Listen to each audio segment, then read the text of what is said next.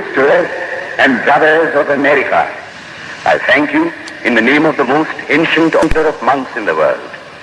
I thank you in the name of the mother of religions.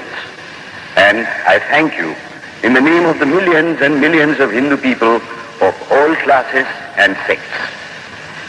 My thanks also to some of the speakers on this platform who, referring to the delegates from the Orient, have told you that these men from far-off nations may well claim the honor of bearing to different lands the idea of toleration. I am proud to belong to a religion which has taught the world both tolerance and universal acceptance. We believe not only in universal toleration, but we accept all religions as true. I am proud to belong to a nation which has sheltered the persecuted and the refugees of all religions and all nations of the earth. I am proud to tell you that we have gathered in our bosom the purest remnant of the Israelites who came to southern India and took refuge with us in the very year in which their holy temple was shattered to pieces by Roman tyranny. I am proud to belong to the religion which has sheltered and is still fostering the remnant of the grand Zoroastrian nation. From the high spiritual flights of the Vedanta philosophy, of which the latest discoveries of science seem like echoes, to the low ideas of idolatry with its multifarious mythology, the agnosticism of the Buddhists and the atheism of the Jains, each and all have a place in the Hindu's religion. Where then, the question arises, where is the common center to which all these widely diverging radii converge? Where is the common basis upon which all these seemingly hopeless contradictions rest? And this is the question I shall attempt to answer. The Hindus have received their religion through revelation, the Vedas. They hold that the Vedas are without beginning and without end. It may sound ludicrous to this audience how a book can be without beginning or end. But by the Vedas, no books are meant. They mean the accumulated treasury of spiritual laws discovered by different persons in different times.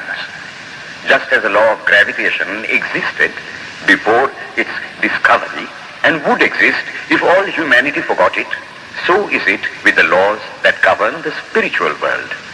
The moral, ethical, and spiritual relations between soul and between individual spirits and the Father of all spirits were there before their discovery and would remain even if we forgot them. The discoverers of these laws are called rishis, and we honor them as perfected beings. I'm glad to tell this audience that some of the very greatest of them were women. Here it may be said that these laws, as laws, may be without end, but they must have had a beginning. The Vedas teach us that creation is without beginning or end. Science is said to have proved that the sum total of cosmic energy is always the same. Then, if there was a time when nothing existed, where was all this manifested energy? Some say it was in a potential form in God. In that case, God is sometimes potential and sometimes kinetic, which would make him mutable. Everything mutable is a compound, and everything compound must undergo that change which is called destruction.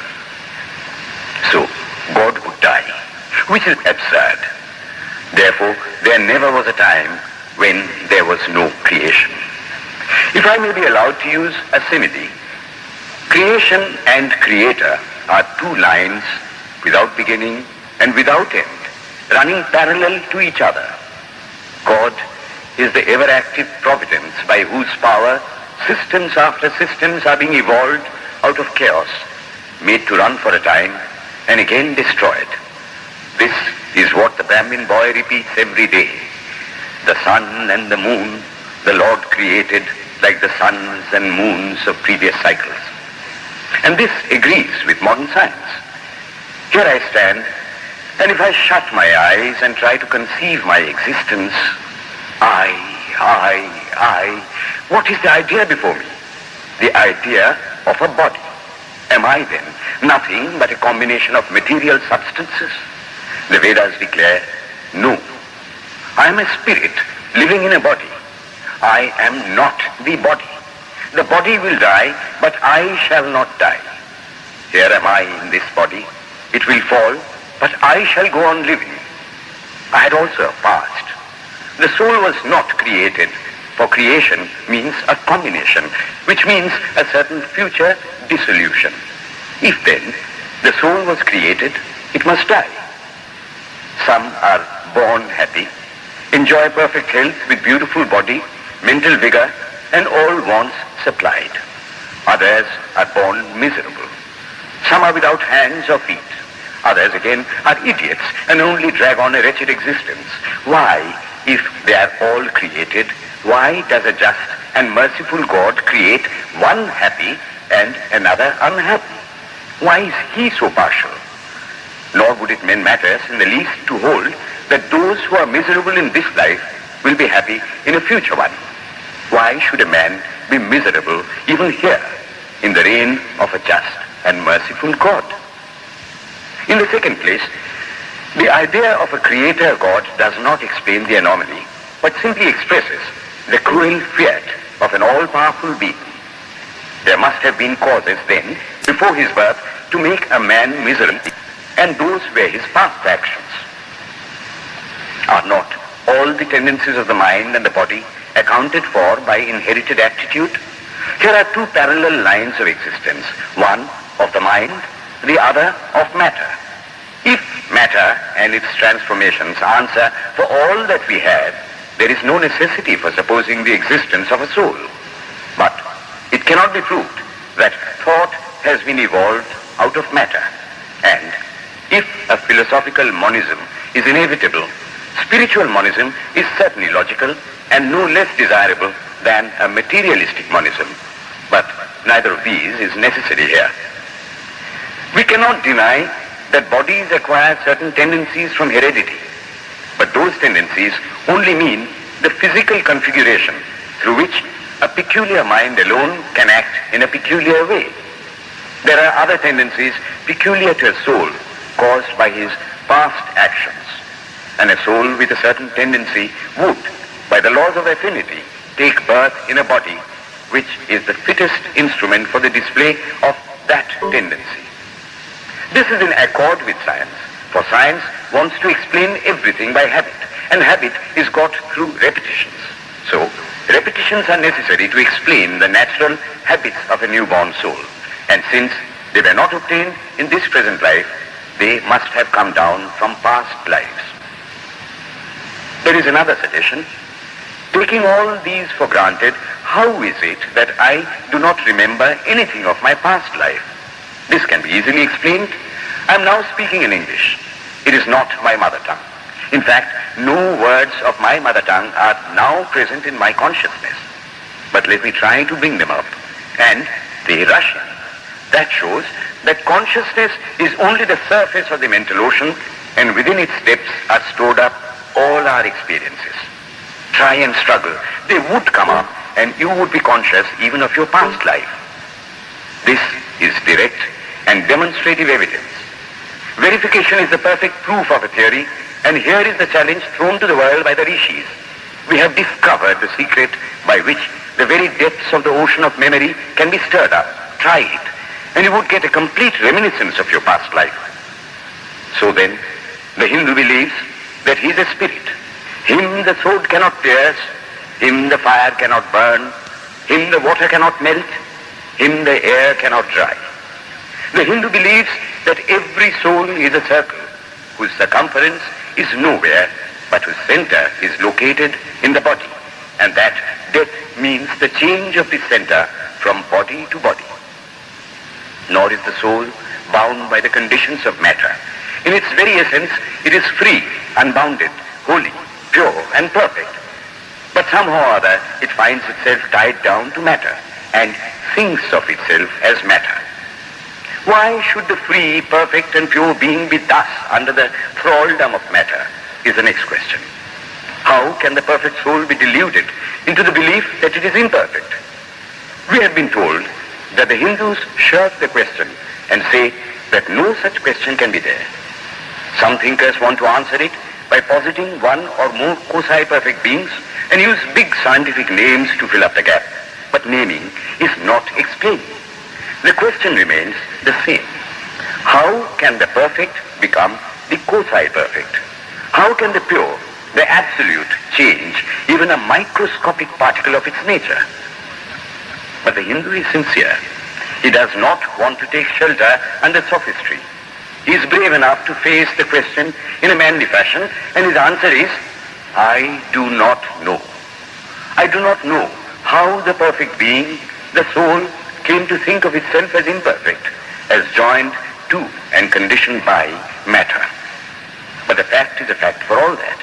It is a fact in everybody's consciousness that one thinks of oneself as the body. The Hindu does not attempt to explain why one thinks one is the body. The answer that it is the will of God is no explanation. This is nothing more than what the Hindu says, I do not know. Well then, the human soul is eternal and immortal, perfect and infinite, and death means only a change of center from one body to another. The present is determined by our past actions, and the future by the present. The soul will go on evolving up or reverting back from birth to birth and death to death. But here is another question. Is man a tiny boat in a tempest, raised one moment on the foamy crest of a billow and dashed down into a yawning chasm the next, rolling to and fro at the mercy of good and bad actions, a powerless, helpless wreck in an ever-raging, ever-rushing, uncompromising current of cause and effect, a little moth placed under the wheel of causation, which rolls on, crushing everything in its way, and waits not for the widow's tears or the orphan's cry? The heart sinks at the idea. Yet, this is the law of nature.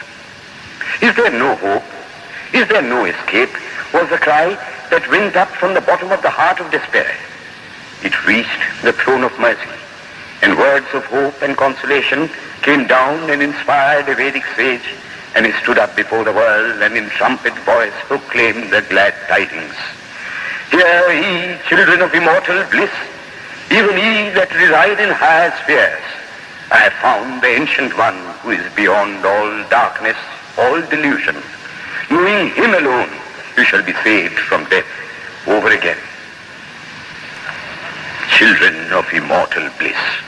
What a sweet, what a hopeful name. Allow me to call you, brethren, by that sweet name, heirs of immortal bliss. Yea, the Hindu refuses to call you sinners. We are the children of God, the sharers of immortal bliss, holy and perfect beings. Ye divinities on earth, sinners, it is a sin to call a man so. It is standing libel on human nature. Come up, O lions, and shake off the delusion that you are sheep. You are souls immortal, spirits free, blessed and eternal. Ye are not matter, ye are not bodies. Matter is your servant, not you the servant of matter. Thus it is that the Vedas proclaim not a dreadful combination of unforgiving laws, not an endless prison of cause and effect, but that at the head of all these laws, in and through every particle of matter and force, stands one, by whose command the wind blows, the fire burns, the clouds rain, and death stalks upon the earth. And what is his nature? He is everywhere, the pure and formless one, the almighty and the all-merciful. Thou art our Father, thou art our Mother, thou art our beloved friend, thou art the source of all strength. Give us strength. Thou art he that beareth the burdens of the universe. Help me bear the little burden of this life. Thus sang the rishis of the Vedas. And how to worship him? Through love. He is to be worshipped as the one beloved, dearer than everything in this and the next life. This is the doctrine of love declared in the Vedas, and let us see how it is fully developed and taught by Krishna, whom the Hindus believe to have been God incarnate on earth. He taught that a man ought to live in this world like a lotus leaf, which grows in water but is never moistened by water. So a man ought to live in the world, his heart to God and his hands to work. It is good to love God for hope of reward in this or the next world, but it is better to love God for love's sake. One of the disciples of Krishna, the then Emperor of India, was driven from his kingdom by his enemies and had to take shelter with his queen in a forest in the Himalayas. And there, one day, the queen asked him how it was that he, the most virtuous of men, should suffer so much misery. Yudhishthira answered, "Behold, my queen, the Himalayas. How grand and beautiful they are. I love them. They do not give me anything, but my nature is to love the grand, the beautiful. Therefore, I love them. Similarly, I love the Lord. He is the source of all beauty, of all sublimity. He is the only object to be loved. The Hindu does not want to live upon words and theories. If there are existences beyond the ordinary, sensuous existence, he wants to come face to face with them. If there is a soul in him which is not matter, if there is an all-merciful universal soul, he will go to him direct. He must see him, and that alone can destroy all doubts. So, the best proof a Hindu sage gives about the soul, about God, is, I have seen the soul, I have seen God. And that is the only condition of perfection. The Hindu religion does not consist in struggles and attempts to believe a certain doctrine or dogma, but in realizing, not in believing, but in being and becoming. Thus, the whole object of their system is by constant struggle to become perfect, to become divine, to reach God and see God. And this reaching God, seeing God, becoming perfect, even as the Father in heaven is perfect, constitutes the religion of the Hindus. And what becomes of a man when he attains perfection? He lives a life of bliss infinite. He enjoys infinite and perfect bliss, having obtained the only thing in which man ought to have pleasure, namely God, and enjoys the bliss with God. So far, all the Hindus are agreed. This is the common religion of all the sects of India. But then, perfection is absolute, and the absolute cannot be two or three. It cannot have any qualities. It cannot be an individual. And so, when a soul becomes perfect and absolute, it must become one with Brahma, and it would only realize the Lord as the perfection, the reality of its own nature and existence, the existence absolute, knowledge absolute, and bliss absolute. We have often and often read this called the losing of individuality and becoming a stock or a stone. He jests at scars that never felt a wound. I tell you, it is nothing of the kind. If it is happiness to enjoy the consciousness of this small body, it must be greater happiness to enjoy the consciousness of two bodies, the measure of happiness increasing with the consciousness of an increasing number of bodies, the aim, the ultimate of happiness being reached when it would become a universal consciousness. Therefore, to gain this infinite universal individuality, this miserable little prison individuality must go. Then alone can death cease when I am one with life. Then alone can misery cease when I am one with happiness itself. Then alone can all error cease when I am one with knowledge itself. And this is the necessary scientific conclusion. Science has proved to me that physical individuality is a delusion, that really my body is one little continuously changing body in an unbroken ocean of matter, and Advaita, or unity, is the necessary conclusion with my other counterpart, soul. Science is nothing but the finding of unity. As soon as science would reach perfect unity, it would stop from further progress, because it would reach the goal.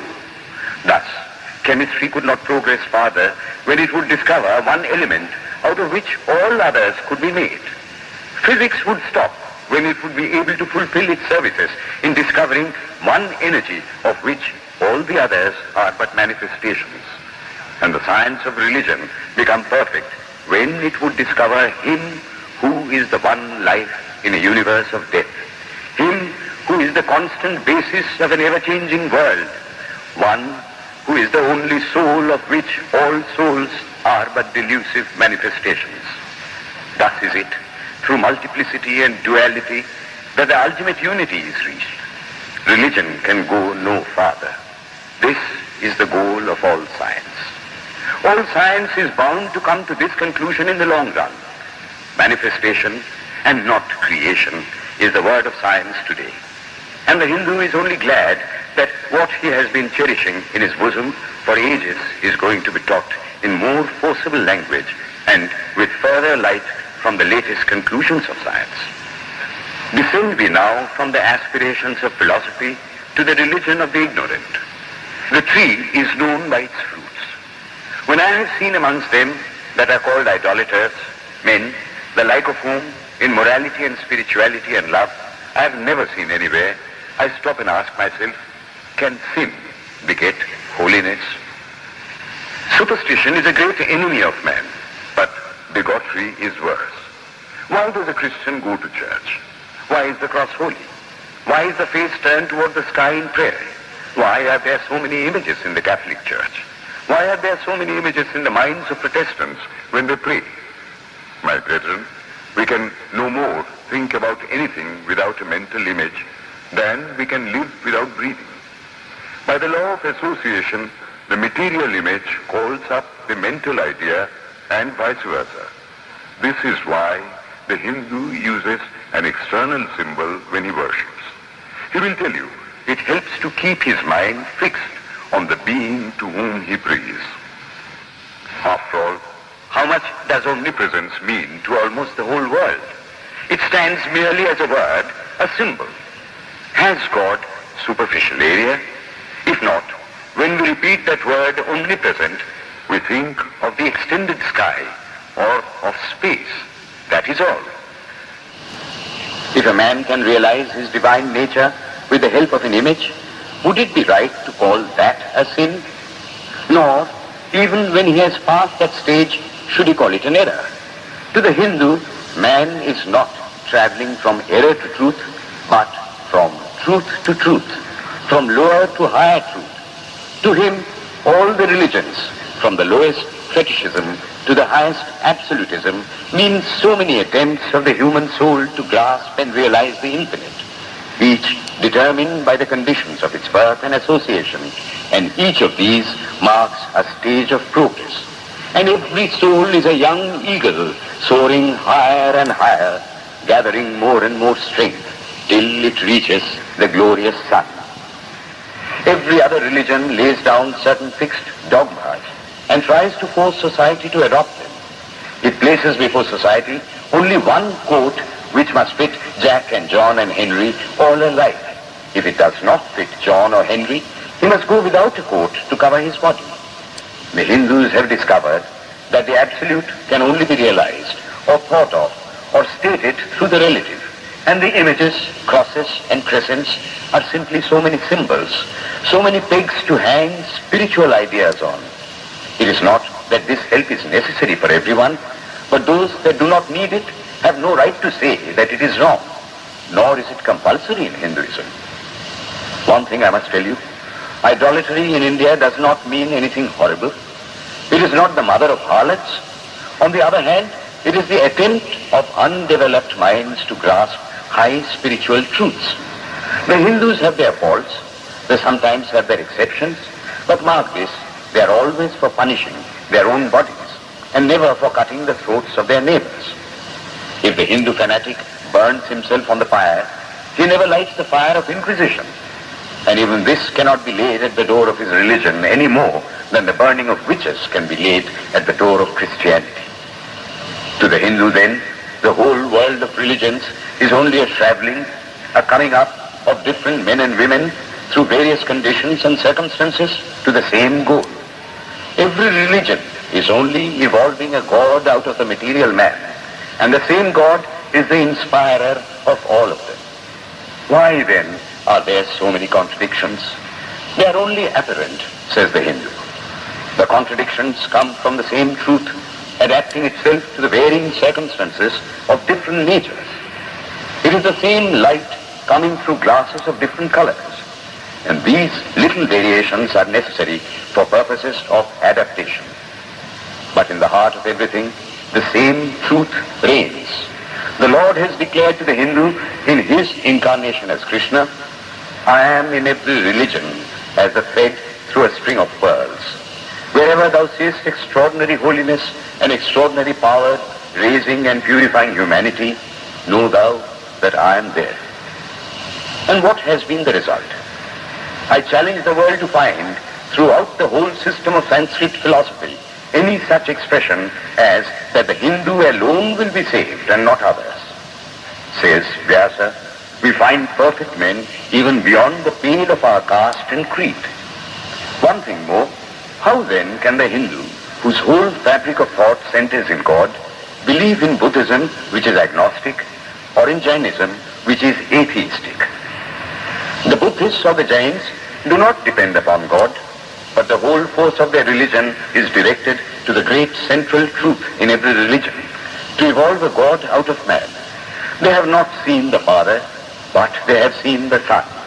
And he that hath seen the Son hath seen the Father also. This, brethren, is a short sketch of the religious ideas of the Hindus. The Hindu may have failed to carry out all his plans, but if there is ever to be a universal religion, it must be one which will have no location in place or time, which will be infinite like the God it will preach, and whose sun will shine upon the followers of Krishna and of Christ, on saints and sinners alike, which will not be Brahminic or Buddhistic, Christian or Mohammedan, but the sum total of all these, and still have infinite space for development, which in its Catholicity will embrace in infinite arms and find a place for every human being from the lowest groveling savage, not far removed from the brute, to the highest man towering by the virtues of his head and heart almost above humanity. It will be a religion which will have no place for persecution or intolerance in its polity, which will recognize divinity in every man and woman, and whose whole scope, whose whole force will be centered in aiding humanity to realize its own true divine nature. May he, who is the Brahma of the Hindus, the Ahura Mazda of the Zoroastrians, the Buddha of the Buddhists, the Jehovah of the Jews, the Father in heaven of the Christians, give strength to you to carry out your noble idea. The star arose in the east. It traveled steadily towards the west, sometimes dimmed and sometimes effulgent, till it made a circuit of the world, and now it is again rising on the very horizon of the east, the borders of the sun pole, 1,000-fold more effulgent than it ever was before.